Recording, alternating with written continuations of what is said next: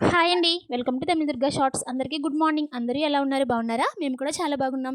ఇంక ఇవాళ బుధవారమే మార్నింగ్ అండి. బుధవారం అయితే చాలామంది ఇంట్లో నీసుకూరలు అయితే వండుకుంటారు కదా! అమ్మ వాళ్ళ ఇంట్లో అయితే అంతే అనమాట. బుధవారం, ఆదివారం కంపల్సరీ నీసుకూరలు అయితే ఉంటాయి. కానీ అత్తయ్య వాళ్ళ ఇంట్లో అలా కాదనమాట.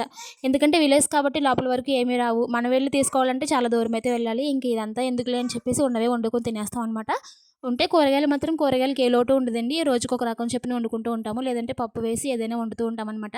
ఇంకా కొబ్బరికాయలైతే నిన్న మా మా మా మా ఆయన గారైతే చెట్టు నుంచయితే కోసారండి. మావయ్య గారైతే అవన్నీ అయితే పగలగొట్టేసి నీళ్ళైతే తీశారనమాట. నీళ్ళు కూడా ఇక్కడ వచ్చే వాళ్ళకి, ఎళ్ళే వాళ్ళకి, ఎదురుగుండా వాళ్ళకి, పక్క ఇంటి వాళ్ళకి ఇస్తూ ఉంటారనమాట. ఎందుకంటే ఎప్పుడు అంతే అండి విలేజ్‌లో కొబ్బరికాయలు కొట్టాము అంటే కొబ్బరి నీళ్ళు అందరికీ పంచిపెడతారనమాట. మేము కూడా చాలా నీళ్ళైతే తాగాము.